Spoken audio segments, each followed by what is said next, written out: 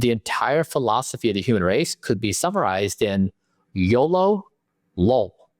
If I'm going to die, like I might as well blank. Like I might as well conquer territory and try to, get rich. I might as well sacrifice my health to achieve fame. I might as well pursue debauchery and pleasure because blank.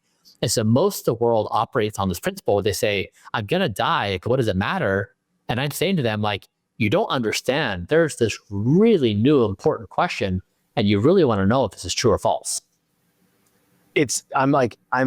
My mind's going a lot of different places when you're speaking about that. But the one particular place that I want to speak about is, to your point, the YOLO, right? We're going to go party. We're going to go do all these things. We're going to work ourselves till we're miserable and not have enough space to be present with our families, et cetera, right? That's okay. Society accepts that. Society accepts seeing people on social media drinking, talking about porn, all this different stuff, but it's taboo to want to live longer? How is that? I mean, right, Bryan? Like, come on, man. Like, what are your thoughts on that? Like, how do you work through that, and how do you educate people on that specific point? Yeah, I do say that my life is bizarre because I basically spend my time telling people that dying is dumb, and I get called a weird motherfucker. Yeah. Like, well, dude, so, but for most people, it was even in your doc, like, The View was bashing you. Like, one lady is like, F you, Bryan. It's like, you're missing it. And I think what it did, Bryan, and I tend to look at things deeply. That's why I didn't miss that one statement in your documentary, is you remind people that they aren't doing the right stuff. I know, it's true. And it's a threat. Yeah. Especially to the medical industry, because we all know there's no gain, there's no profit in healthy people. Yeah. Yeah, I mean, I guess there really could be, there should be, but you're right. I mean, I think I do empathize with people because I do remember being obese, and I also remember wanting to be healthy and wanting to be fit, and then having personal behaviors like overeating that, I couldn't stop. And that's a really bad feeling. And so this is in part why when people hate on me, it doesn't bother me at all. People are in a tough spot and they're trying to be their best selves. And that's really hard. It's very, very hard to be human. And then that it's especially hard now because every corporation, like 90% of corporations out there are trying to get you to die, right? They're feeding you fast food. They're giving you addictive algorithms. The number of corporations and influences in your life who are trying to help you not die, you can count on one finger. That's just like, there's so few people who are actually like in your corner saying like, you can become a great, you can feel great. You can actually get your mental wellness under control. So I've tried to play that role for all of society of like, I'm going to stand up. I'm going to call out the insanity of like, this is stupid. Like this whole situation of the debauchery is stupid. We're all addicted to shit. We should stop doing it because it makes us sad. And corporations, stop being evil motherfuckers. Like, stop. It's just like, it's ruining society. So I've tried to be the counterweight to this cultural thing that just become so normal that we just can't see it anymore. Yeah, I think what makes, I think beyond the obvious, your intelligence and the things that you're doing make you very appealing to the layperson is you've been overweight, Bryan. I look at things from you back in the day, over at Braintree Venmo before you sold to PayPal. It's like the dude doesn't even look the same.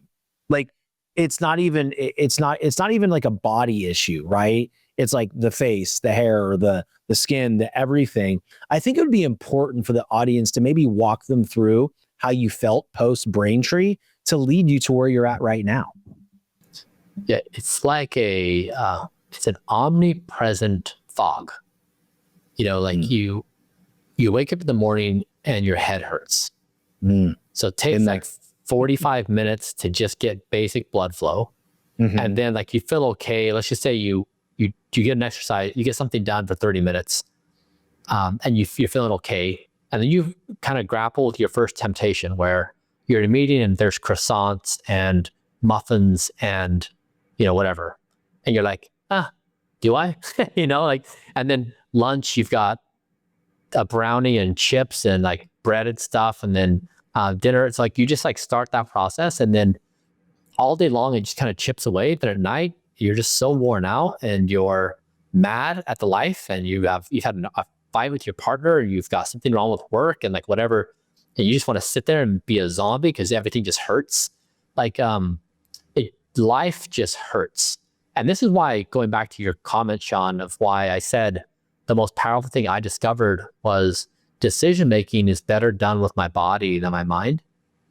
Because what I do now, people think I live in this some kind of dystopic reality, but what I basically said is that in the same way you plug an address in when you go to a location, because the navigation app is better at knowing traffic patterns and current traffic patterns and path than yourself. The algorithm is going to make a better decision for my health than I can. It's going to be able to take into account more things. The algorithm is not going to fall prey to bad decision making. So I basically said, I want an algorithm to make decisions for me, because when I do them, I can't do it right. I fail every single time. And so it's been such a relief. Like, honestly, it's the first time in my entire life I feel relief, and I actually don't do things I don't want to do. I don't really want to do. That's awesome. Because I'm listening to this, and like when you say, you wake up in the morning, you have a headache, right? I overate on some stuff last night, Bryan. Exactly. I'm not going to lie to you. And I woke up this morning and I had a headache. Exactly. And I'm like, what the hell? And then I woke up and then I had my water, right? And then I had some black coffee, and I just didn't want to touch food until later on in the day. And by that point, I'm underfed, and then I'm not making the best decision moving forward. And I think that's the game that everybody's playing in society, is what one decision that you make at night really is going to impact how you feel in the morning and impact your decision making throughout the day. And then when it really hurts, and you've been there, and it's like at night when you have the decision fatigue, and that's when you fall off the rails. That's when you binge. Exactly. And then you start the cycle over. Exactly. So we actually proved this with evidence, where my brain interface company, Kernel, we measured my willpower when I had a good night's sleep with a lot of deep sleep, and when I didn't, I had bad deep sleep. And we saw that when I had poor sleep, like low levels of deep sleep, it demolished my willpower. Was that because there's a high level of cortisol? It changes when you don't sleep well, it changes all the chemistry in your body. That you crave junk. And so if you just pay attention to your own patterns, this is why I say that sleep is the number one life strategy. You should basically plan your life around sleep, because nothing influences your life more than sleep. It creates this domino effect for all things. So I'll give you some actually, should I lay this out for you? Yeah, please. Okay, so for your listeners, like, this is what I would tell you to do as your number one most important thing is you want to track your resting heart rate before sleep. So when you lay down to go to bed, put your head on the pillow, take a few deep breaths, and calm yourself down. That's your resting heart rate. And so if you have a wearable like an Oura, Whoop, Apple Watch, Garmin, pull it up and look at your heart rate. If you don't, just take a pulse on your neck. So take it for 6 seconds and then times that by 10. That's your resting heart rate. Now, let's just say you're at 60 beats per minute as your baseline. Your goal for the next month is to reduce that by 10%. So in 1 month from now, when you lay down to bed and you look at your resting heart rate, you want it to be, let's say 54. Now, the reason why that's important is the lower your heart rate, the better your sleep. It's incredible. And so you will then structure your entire life around lowering your resting heart rate. Now, the way you do this is you begin by having your final meal of the day at least 2 hours before bed. So if your bedtime's at 10, you stop eating at 8, all food. And then after a few days, you go back to 7 p.m. and then 6 p.m. and then 5. So you want to experiment going back further and further.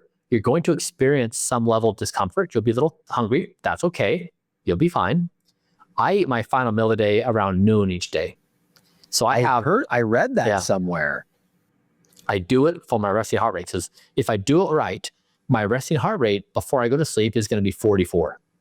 And if I have a 44 resting heart rate, I'm guaranteed to have a perfect night's sleep. A lot of REM, a lot of deep, I'll be asleep within 2 minutes of bedtime.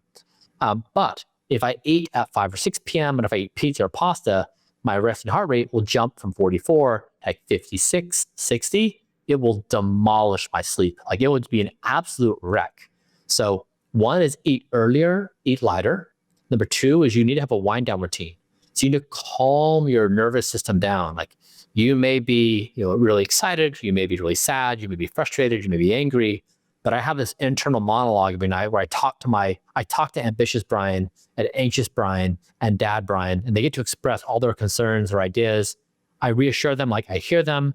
Yeah, if we're fine, I write them down in a notebook, because if I don't, you lay down on the pillow and then you just sit there and ruminate. You loop through all your thoughts. And then you go to sleep, you wake up at 1 a.m, you're looping again and again. So there's more strategies I could tell you about, some other time, I guess. But like that, if you can do one thing in your entire life, lower your resting heart rate before sleep. And it's so good because it includes what you eat, when you eat. It includes your cardiovascular hip fitness, like exercise.